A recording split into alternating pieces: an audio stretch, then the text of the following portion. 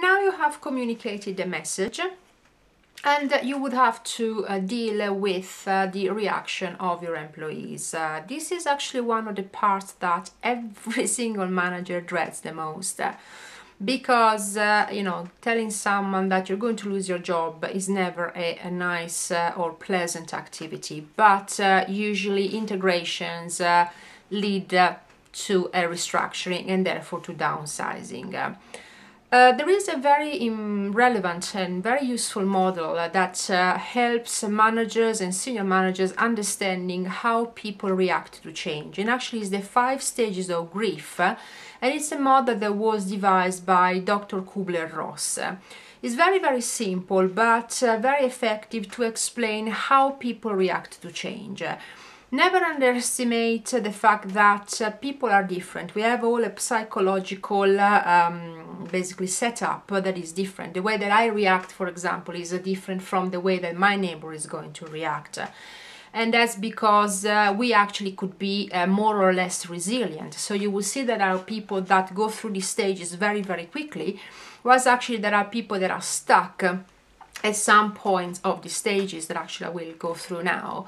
And basically they will have to be helped and supported. One word of warning, managers don't have to be psychologists and do not attempt to be one. There are some situations actually that would require external help. For example, people will have to be referred to professional counselors, and in some cases if someone is being disruptive, so basically they are sabotaging the change, actually you may have to revert to the last case scenario and actually dismiss them. So you may actually have situations whereby a downsizing may actually end into a dismissal because of conduct. I must say that these are, to be honest, not the common. This is not a common situation, but it can happen. So it's better for managers to be equipped. But let's look at the 5 stages of grief that were identified by Dr. Kubler-Ross.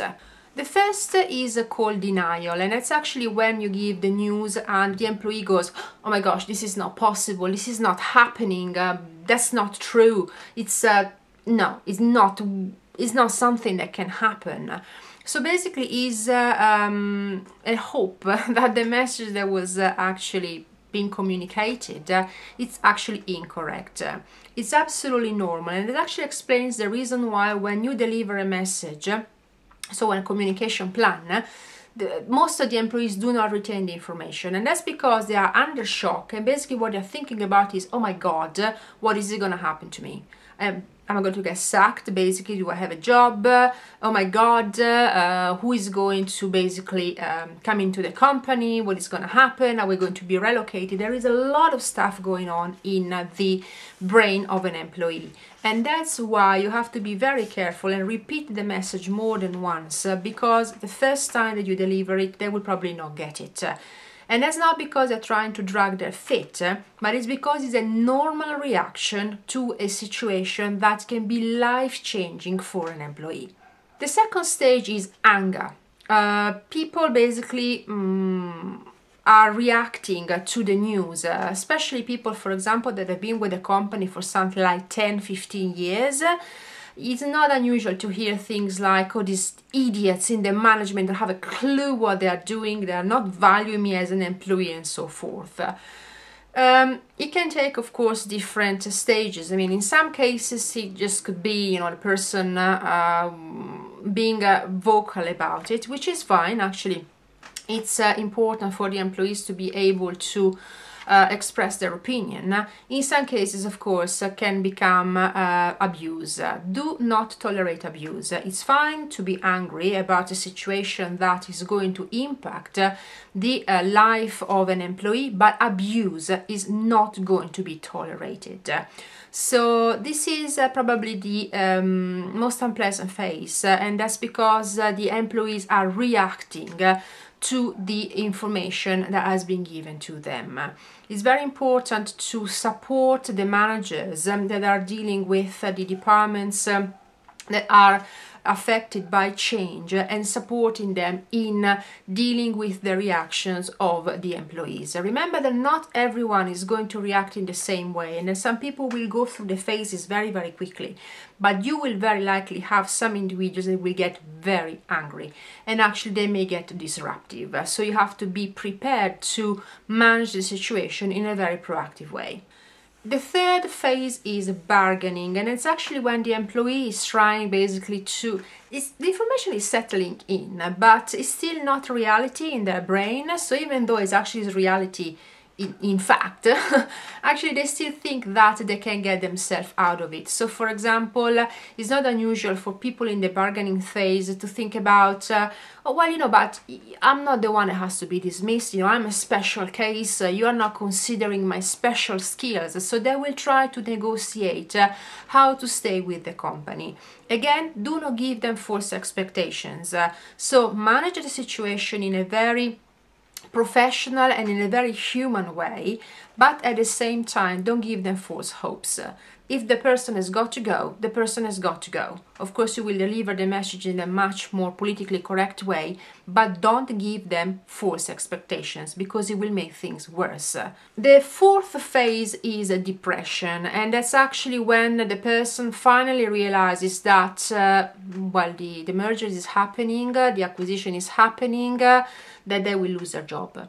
So it's now the reality. So even in the bargaining phase, they were trying actually to get out of it, but now basically the situation, the reality is set into their brain and actually is becoming a reality. So they can become very sort of frustrated, you know, lethargic, and like, yeah, whatever, I mean, who cares, just get on with it.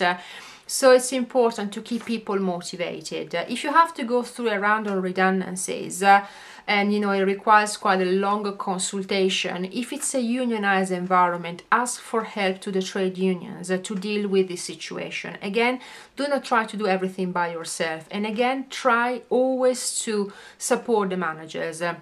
In some cases, you will have people that are very experienced dealing with these situations, but sometimes there can be managers that actually are suffering from the change management initiative themselves.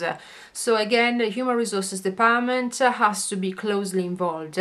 And also, if you require additional help, because in some cases, unfortunately, the Human Resources Department is not prepared or well equipped to deal with the situation, get specialized external consultants that can help you going through the depression phase. Again, it can be very, very frustrating. Final phase is actually the acceptance, and that's when basically the employees finally came to the point where they say, okay, fine, the merger is going to happen, the acquisition is going to happen, we're going through the integration, my position has changed, or for example, my favorite boss is gonna go, or actually I'm gonna be made redundant. And it's finally when the employee is accepting the situation, and it's actually when they're ready to move on. So it's important to engage them, if you're going to retain them, of course, in the process. One of the most underestimated effects of downsizing is that sometimes employees tend to feel guilty. So even if you retain them in the business, they actually tend to feel guilty because I survived the downsizing. And for example, my colleague that was sat next to me and has been sat next to me for 5 years has been made redundant. So again, it's a longer process, and you have to basically be capable of dealing with every single stage. If someone, for example, is in the anger phase, even if you keep on saying to the employee this is gonna happen, actually the message is not gonna sink in. So sometimes, you know, managers get very frustrated and say, for God's sake, that person just doesn't get it. It's because he's actually in a phase that is very well, actually is too far from the acceptance. Again, don't try to be a psychologist. I mean, I am not, and I'm not trying to, and most of the managers are actually human beings that are not trained to deal with situations that sometimes actually require the intervention of a specialist, so external specialists like counselors or like psychologists. So be aware of this cycle, be aware of the fact that not everyone goes through the same speed. And most of all, that actually there will be people that are going to be more resilient, and others actually can get stuck in the phases of the reaction. I actually am going to put a link downwards on how to deal with resistance to change. I actually film another series of how to deal with change management, where I'm specifically giving advice on how to deal with resistance to change. Thank you so much for watching.